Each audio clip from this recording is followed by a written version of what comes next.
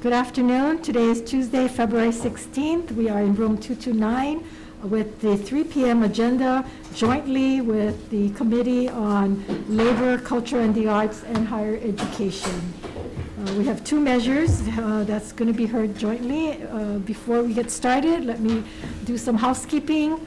This meeting, including the audio and video of remote participants, is being streamed live on YouTube.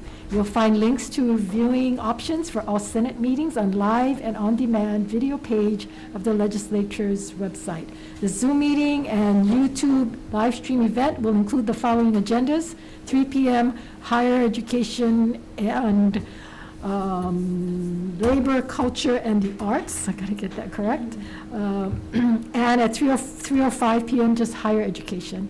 In the unlikely event that we have to abruptly end this hearing due to major technical difficulties, the committee will reconvene to discuss any outstanding business on Thursday, February 18th at 3 p.m. and a public notice will be posted on the legislature's website.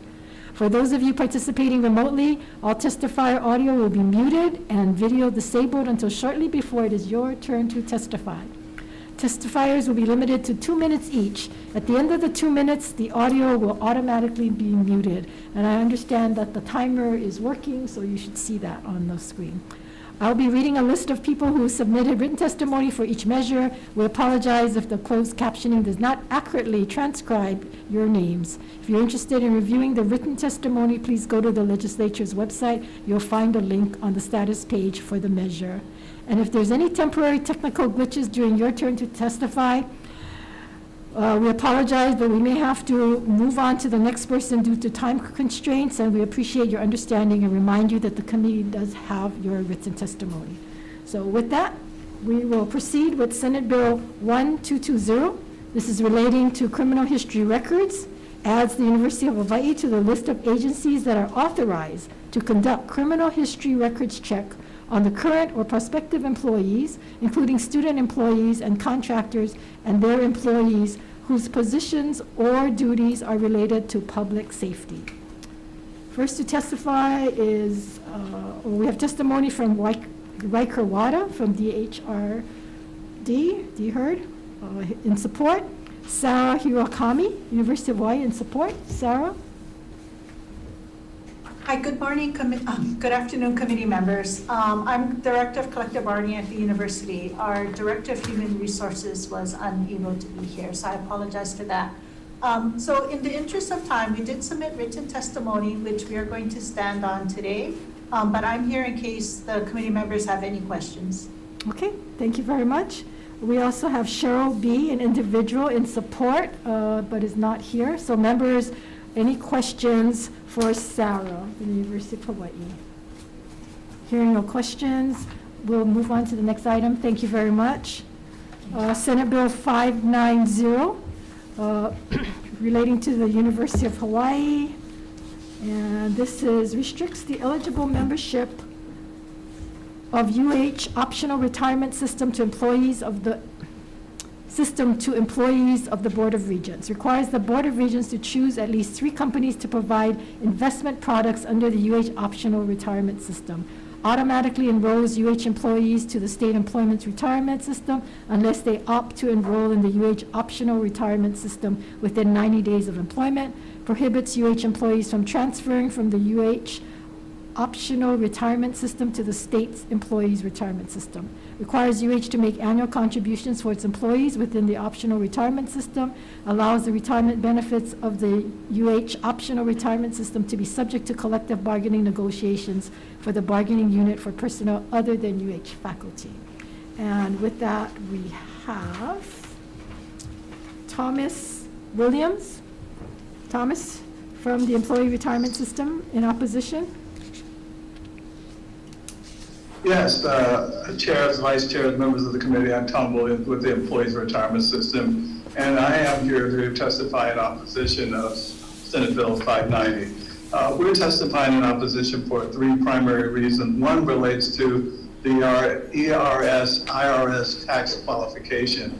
The bill would allow current members of the ERS to opt out of the program and opt into this alternative program where it offered. And what we realize is that is not permissible under the internal revenue regulations that govern our plan. So it would jeopardize our tax exempt status.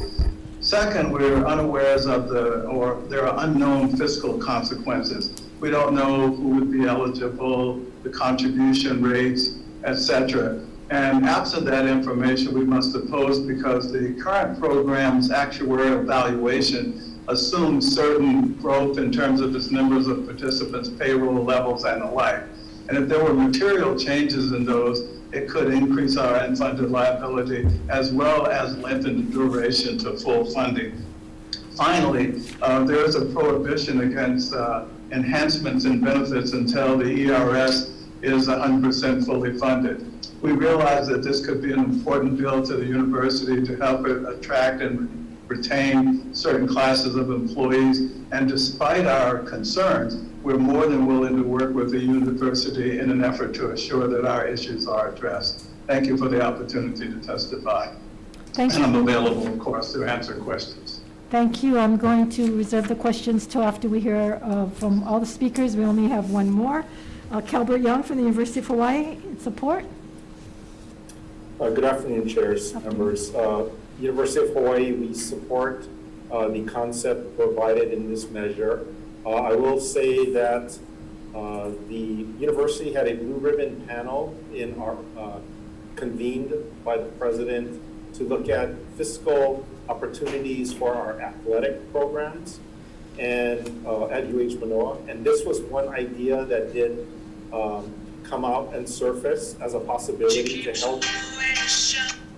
to help with fiscal opportunities at the athletic program. So to the extent that this measure could be applied to coaches, assistant coaches, and sports-specific personnel in our athletic department, we are supportive. However, we will acknowledge the concerns echoed by the ERS.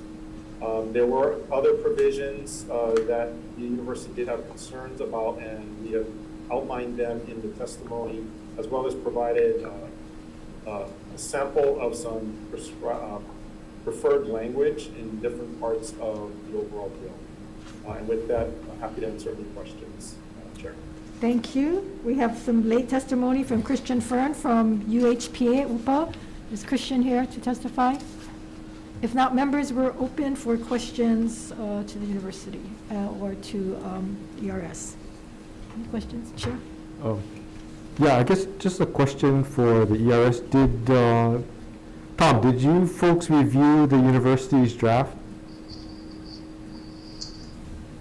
Chair Taniguchi, yes, in fact, we have reviewed the draft. Okay, so you're okay with that? No, well, to the extent that the draft includes a clarification that current members cannot opt out of the ERS, current or former members, that's appropriate. And I believe that that is reflected in the draft. But there remains these questions about the fiscal impact that we don't know the results of as yet. So the draft essentially, yes, we're okay with, but there's still questions that are unanswered. Thank you. Anybody else? Okay, if not, we will go into decision-making.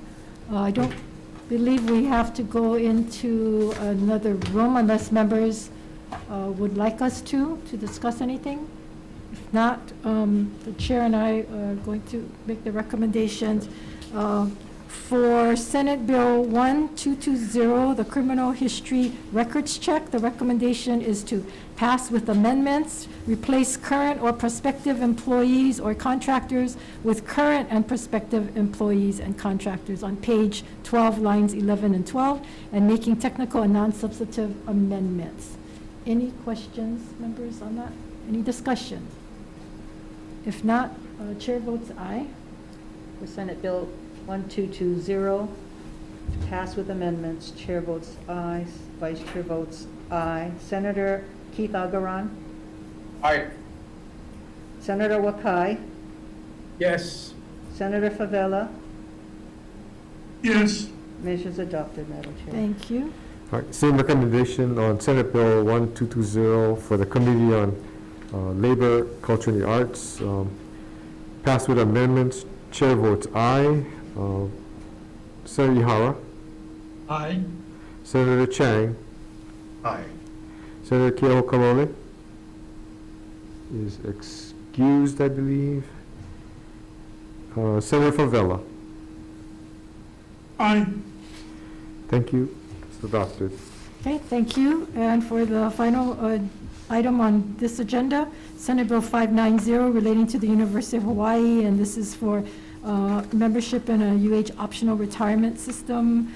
The recommendation would be to pass with amendments, adopt university's suggested amendments as noted in their testimony. And I understand there is some physical impacts, but it'll go on to the committees on WAM, Ways and Means, and Judiciary. And I believe WAM could more easily deal with the fiscal ramifications, so how they see fit. And then making some technical and non-substantive amendments. Is there any discussion? Madam Chair? Any questions? Can you Yes. do a defective date? Defective date is fine. July 31st, 2050. Fine. Right? Effective date. Any other recommendations? Not? Chair votes aye. Senate Bill 590 to pass with amendments. Chair votes aye. Vice Chair votes aye. Senator Keith Agaran.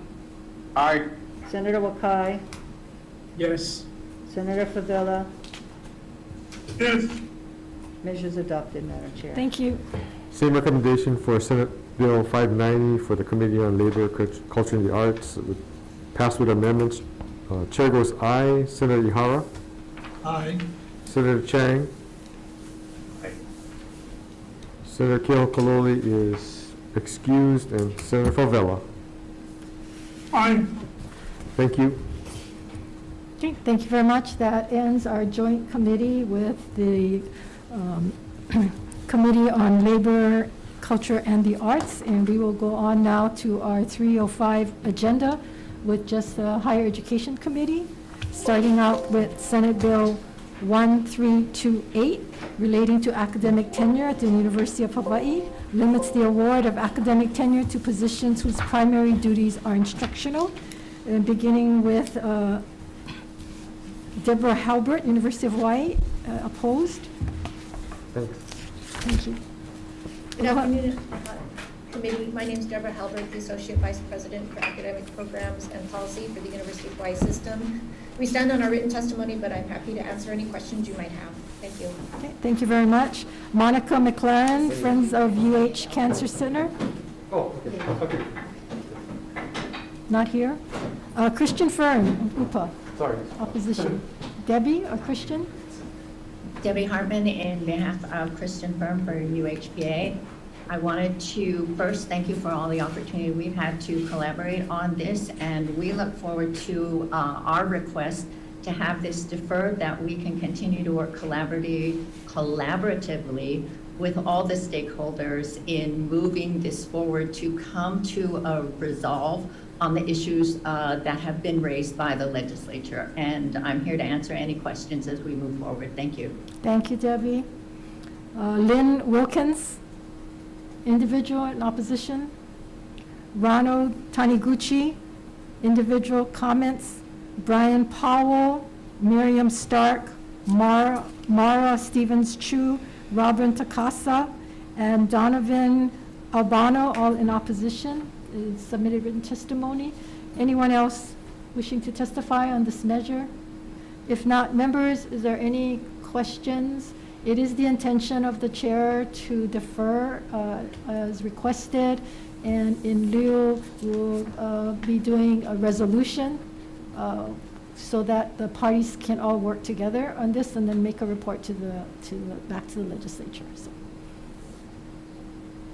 Okay, hearing no questions, we will move on to Senate Bill 1394, also relating to the University of Hawaii, requires that 25% of the University of Hawaii's research faculty salary be paid out of the extramural funds and research and training revolving fund generated by the unit at which the faculty works or holds tenure, requires grants, contracts, and agreements applied for or entered into beginning July 1, 2021, that provide for extramural funding for use by a research faculty to to include express provision allowing such funds to be used to pay for the research faculty salary, and defines research faculty. Lori Tanigawa from the Attorney General with comments.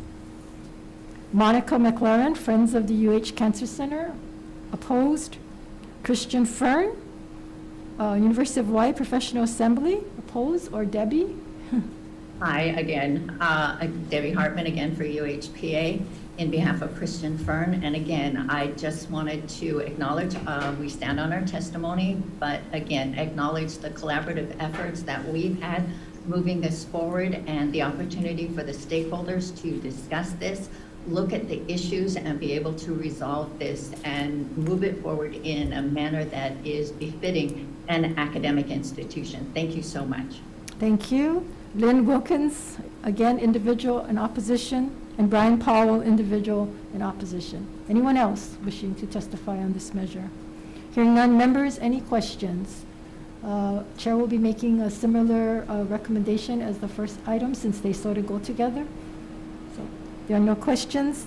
Thank you. We'll move on to Senate Bill 1393 relating to the Research Corporation of the University of Hawaii, or RCUH, as we all know it, places an unspecified cap on the management fees the Research Corporation of the University of Hawaii charges the University of Hawaii to support research and training.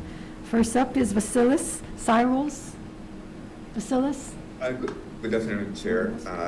The university is in opposition to this bill, and we want to make clear that we're opposing the bill because it places a cap. A cap may be a little bit hard because usually the way the management fee is calculated currently with the Research Corporation of the University of Hawaii depends on expenditures and extramural funds. So the cap may be too low or maybe too high. So I wanted to let you know, first of all, thank you for the bill. But secondly, we had also the university noticed that the management fee has been increasing the last 5 years for several reasons. And therefore, we have put a committee to work with RCUH in order to renegotiate and redefine the formula for that management fee. The chair of that committee is Dr. Taylor, who is the Dean of the School of Ocean Earth Science and Technology, the largest user of RCUH within UH system. The second largest user within UH system, the community colleges, so Michael Mbasami is on that committee. And then interim vice chancellor for research for UH Manoa, Velma Kamioka, since Manoa is one of the largest users of RCUH. And third, the fourth person that is on that committee to facilitate certain issues is Gareth Yosemite, because a lot of these increases within the fee are attributed to IT infrastructure and software infrastructure that RCUH had to put together to provide the service to the university. So that's in a gist the position of the university of this bill. Okay, thank you very much. Sure. I'm having a hard time hearing. I don't know if the machine is too loud that's going on, or maybe you need to speak a little bit louder, or maybe my ears are going. We have Leonard Govea from RCUH. Opposition, Leonard, welcome. Hello, good afternoon, Chair Kim, Vice Chair Kidani, and members of the committee. My name is Leonard R. Govea Jr., and I'm the Executive Director of RCUH. Thank you for allowing me to be present for the hearing and accepting my written testimony on behalf of RCUH in opposition to this bill. I have nothing further to add at this time other than I have had a discussion with Vasilis, and we look forward to working with his committee to move this forward, and if I'm available for any questions. Okay, thank you very much. Brian Powell, individual in opposition, not here. Anyone else wishing to testify on this measure? If not, members, we're open to questions. I have a couple questions. First of all, this committee, when do you expect to have this report or some kind of determination? Vasilis? Yeah. We believe, Senator, that by the end of this fiscal year, so by June 30th of 2021, as I said, this is something that we have been looking for the last 2-3 months. So We have been working on that. Initial meetings have already been scheduled. Okay, and how transparent is these negotiations and these fees? Is it posted on your website, Larry? Is it made public? Are all the fees made public from RCUH? Because there seemed to be some notion that, we were not aware of what all the fees are and so forth. Kim, yes, it is posted, and we have our yearly meetings, and it's approved by the board, and everything is posted online and available. So it's pretty transparent. And if anyone has any questions at any point, like I said in my testimony, there's many members of our board that are directly from the university board and other members, and any of them are welcome at any time to reach out to me. I've worked with most of them in the past, so we will be as transparent as we can. So does the public get a chance to opine on these fees? I don't think that there's any evidence from what I see that they have done that. I'm not sure if they would be up to speed to do so, but they're more than welcome, I think, if they do have concerns about it, to go ahead and reach out to me, and I'll address it the best I can. But like I said, there is a lot of transparency with us. This is all posted. We do have our board meetings as well, and we have everything online. So if the public does want to reach out for whatever reason, feel free to contact me, and I will answer whatever questions I can. Okay, but how does the public know, other than the fact that you get posted a notice of your meeting, your board meeting? Does your fees or your projected fees get posted ahead of time for comments or for something that needs to be? I'm not sure what the process is. And if I'm not sure, I'm sure the public's not sure either. Well, we could address that. I'm fairly new. I'm not sure if they had anything posted in the past. We do have this year. We have Glenn Yee, the director of finance here. Do you know, Glenn, if we've posted anything like that for the proposed budget?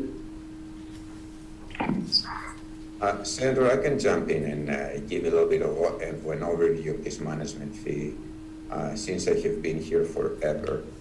The formula of that management fee was established, I believe, it has changed over the decades, but the last time it was negotiated by Executive Director Harold Matsumoto and President Mortimer.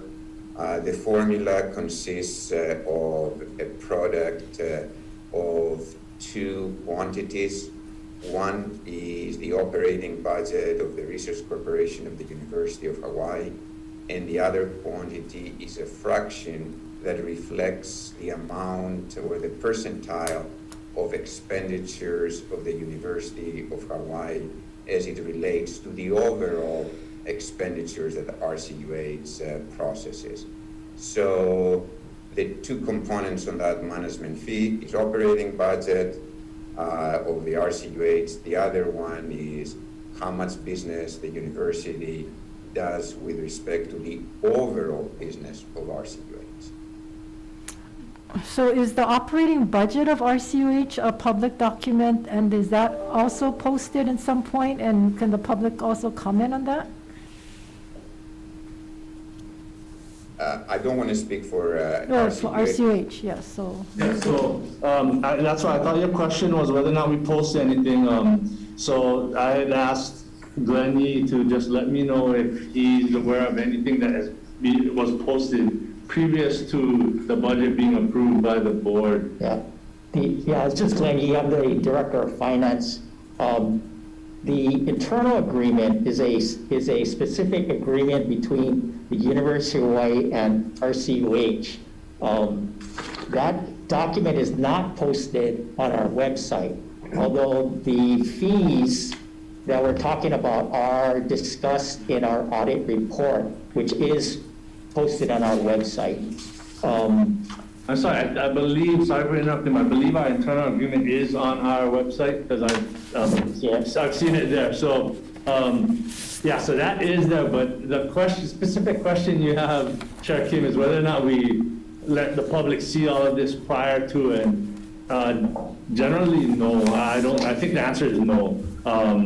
But, you know, we do the internal negotiations with the university, and then we do run it past our board, which again is comprised of UH Board of Regents, 2 UH Board of Regents members, and Basilis, Dr. Sirmos, who's a non-voting member. But so it's pretty much internal, but we do post, you know, how much we make and the fees that are charged to the university and all of the above. That is all on our website.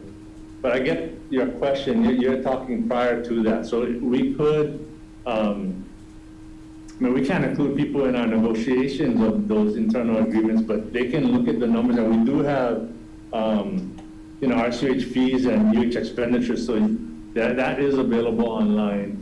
But we are currently working on a document that we plan on putting on our website to explain the RCH-UH relationship and some of the concerns that have been raised by you as well as others, both on the UH board, RCH board, and others in our community that have come across my desk. So we will work on that so people can have all of the information in one place instead of having to search for it to get the answers, put it that way.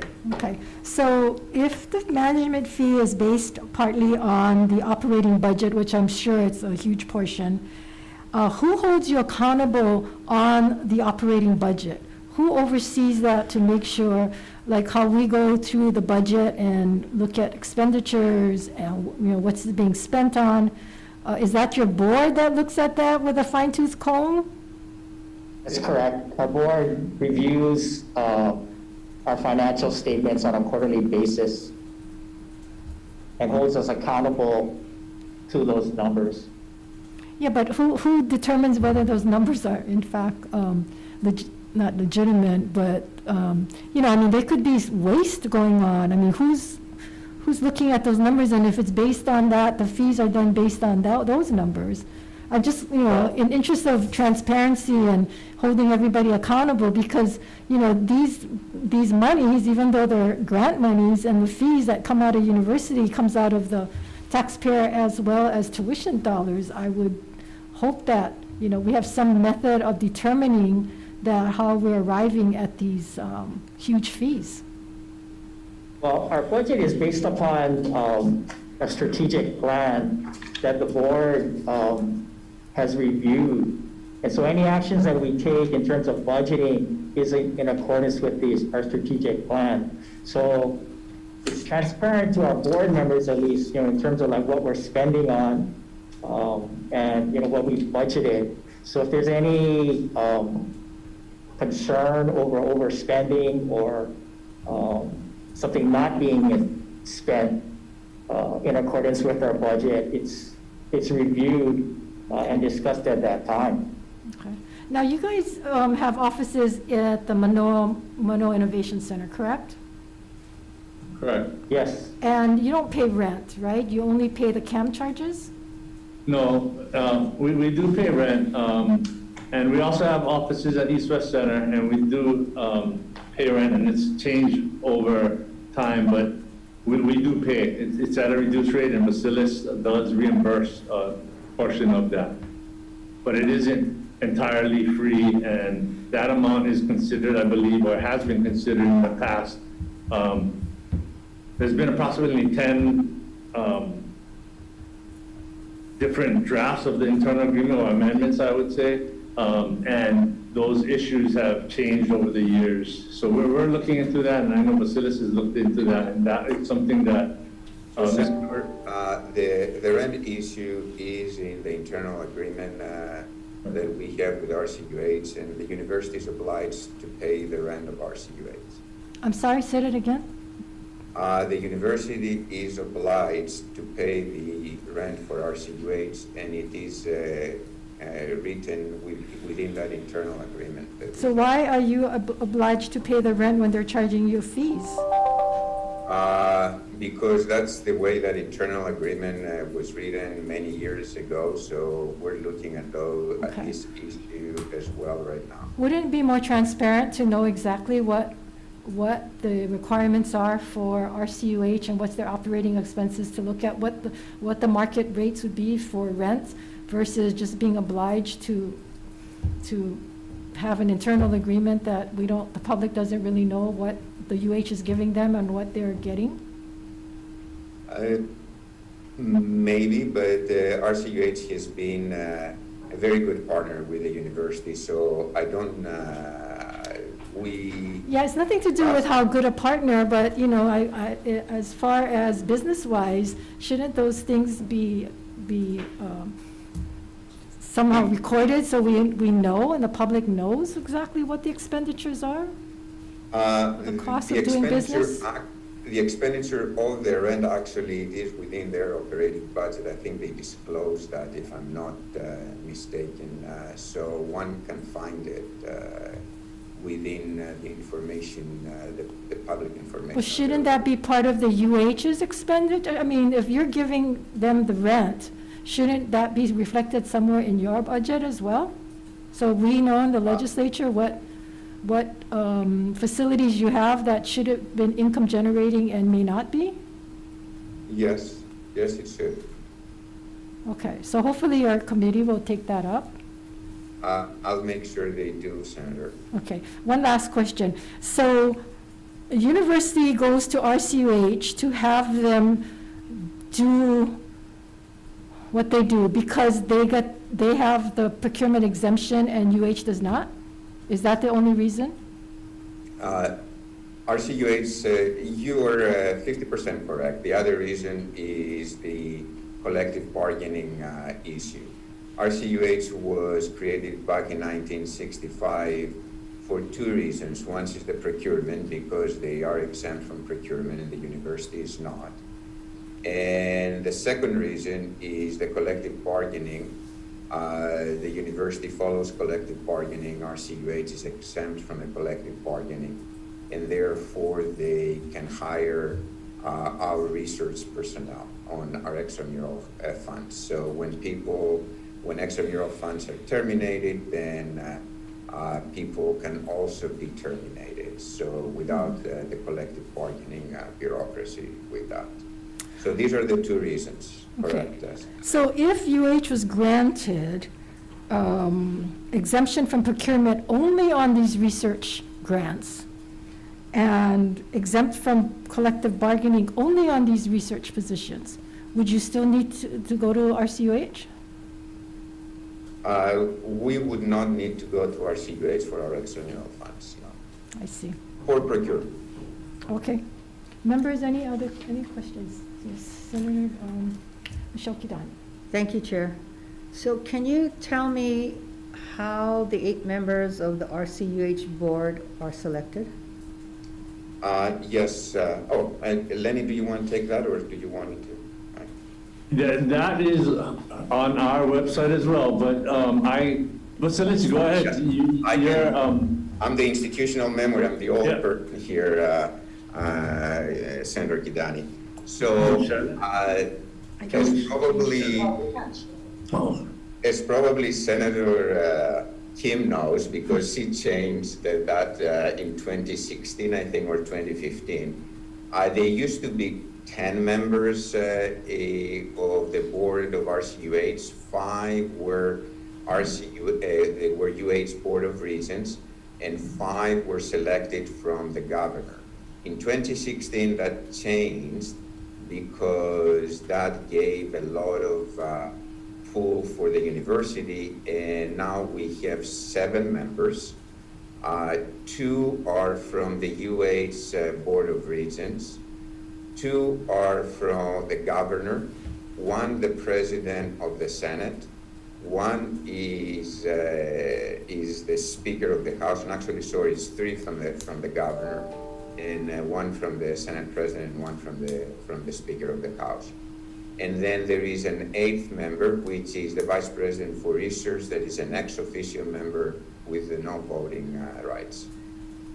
And the chair used to be the president, remember, of UH, and we changed Actually, that, right? Senator Kim, you're correct again. The president of the university used to be also the president of RCUH. So Big conflict. the bill you introduced back in 2016, the reason to take the president of the university out of being the president of RCUH was because it was creating conflicts of interest between the two organizations. Right. So how long are the terms? I want to say they're 4 years for the 5 members that they are selected by the governor, the speaker, and the president, and then the 2 members that they come from the UH Board of Regents. They are elected every year. The chair of the Board of Regents appoints the 2 members to the RCUH board. And they have 2 term limits? They don't have term limits. The UH Board of Regents appointees do not. They serve on the pleasure of the chair of the UH board. Are they required to follow OIP sunshine laws? The RCUH is, yes. The RCUH board is. Okay, so doesn't that require posting agendas? That is correct. I think they, I don't want to speak because I'm not speaking for us. You're doing good, Basilis. You're doing a good job. But I'm actually impressed that you're remembering all most of the details. But yeah, so yes, we do have that. We're subject to sunshine laws, and we have that posted. Our website, I will say, RCUH has done and always has done an excellent job with their website, and the amount of information, accurate information on that website is excellent. So, you know, I'm sorry to keep referring to the website, but it's really something that I'm confident in, and I think it's an excellent resource for RCUH and researchers. So that's why they rely on it, and it's up to date, and that's something that Dr. Sylvia Ewing spent a lot of time on updating, and new policies, and amending, and all of the work that they put into that is just tremendous. So it's a good resource to answer a lot of those questions. Thank you. So when the agreement, does the agreement go before the board for approval? The fee agreement? The agreement is signed between the UH president and the executive director of RCUH, but last time I brought it for information purposes in front of the UH Board of Regents. Okay, because if it doesn't go before the board, RCUH board for approval, or any way in which the public would then be aware of it, I think that's something that we should be looking into as well. Yeah, that's a good point, Senator. Okay. Members, We any can do other? that this time around, certainly. Okay. Members, any other questions for them? No? Okay, if there are no other questions, we will, that's the end of our agenda, right? So we will go into decision-making. So if we could go into a decision-making room. Thank you. We'll be back with decisions. Thank you.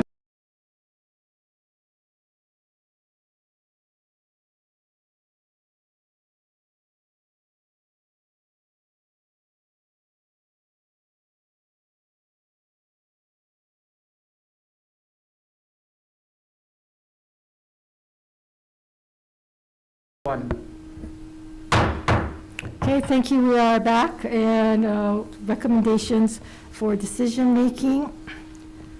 Beginning with today's agenda, 3:05 p.m., Senate Bill 1328 and Senate Bill 1394. The chair recommends that we defer these 2 measures. We will take the recommendations by UPA, and we will present, and they will help draft a resolution to urge the university, the union, and stakeholders to meet together and come up with some resolution to some of these concerns that have been raised, and make our recommendations to the legislature prior to the start of the 2022 session. I think that we have been very collaborative, and we want to continue being collaborative with the university. And it's not meant to be punitive. It's meant to try to make the university more efficient and effective, and for the best interest of our students and for the state of Hawaii. Members, if there are no objections, we will defer both measures. For the third measure, if I can get back, Larry, are you still here? Yes, I am. It's Lenny. Okay. We want to work and be collaborative with you folks as well. And so the fact that you and the university have a committee and you're working on this, we certainly want to give you folks the opportunity. You've heard some of the concerns we've raised.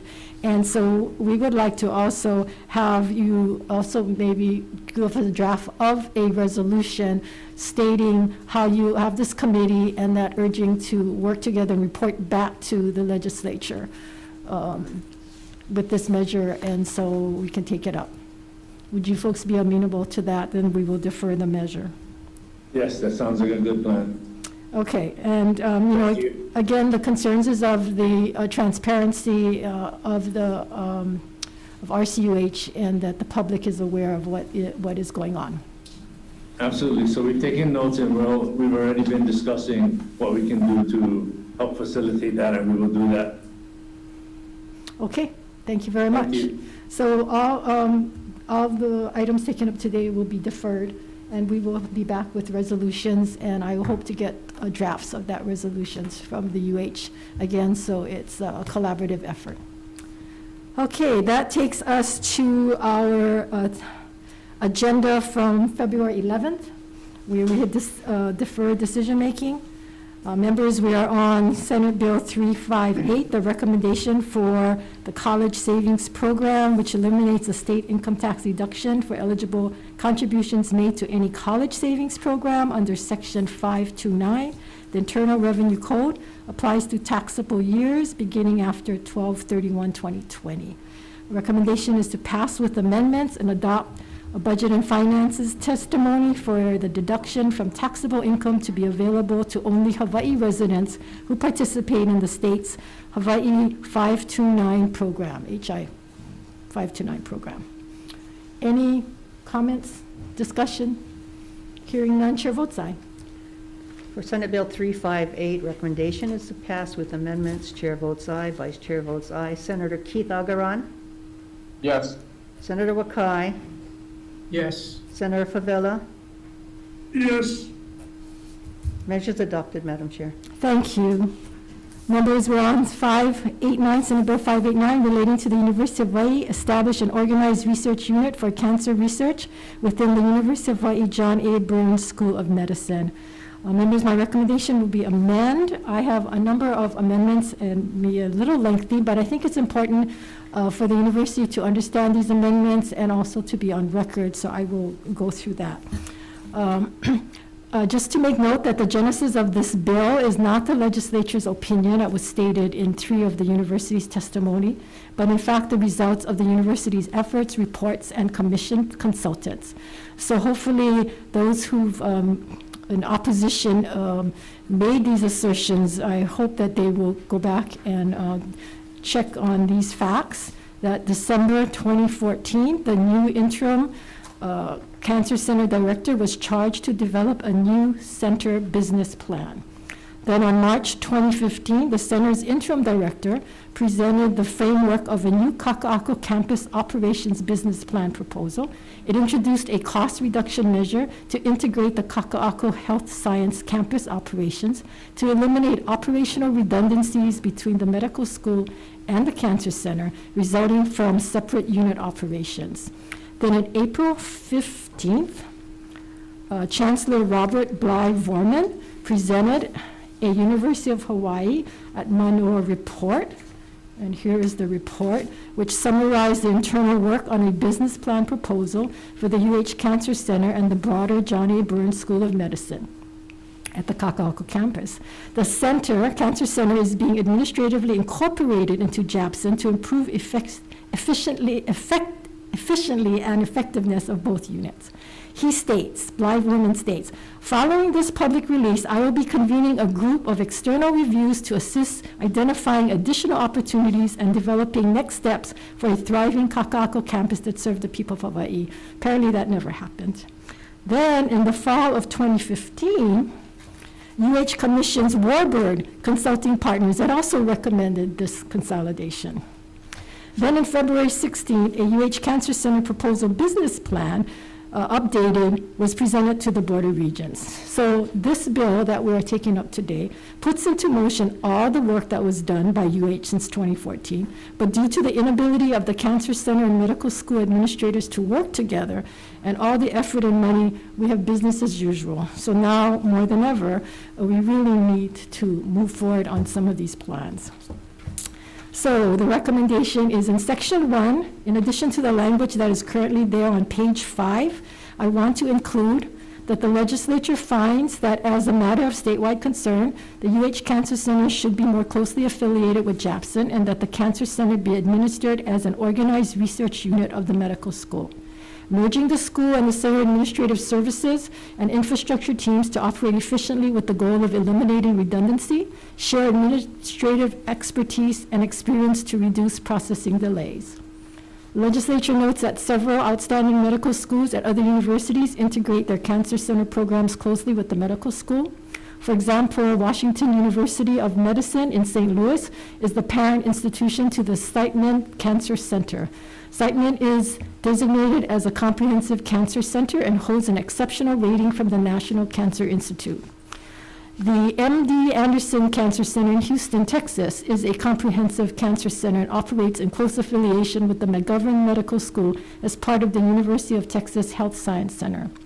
The legislature also notes that from 2014 to 2016, the university developed business plans, hired consultants, and made presentations on the measure to integrate the Kaka'ako Health Science Campus operations to eliminate operational redundancies between the school and the center. Further, the university frequently groups different organized research units within a larger administrative structure. For example, the School of Ocean and Earth Science and Technology, SOAS, encompasses has several research units, including the Center for Microbial Oceanography, Research and Education, and the Hawaii Institute of Marine Biology.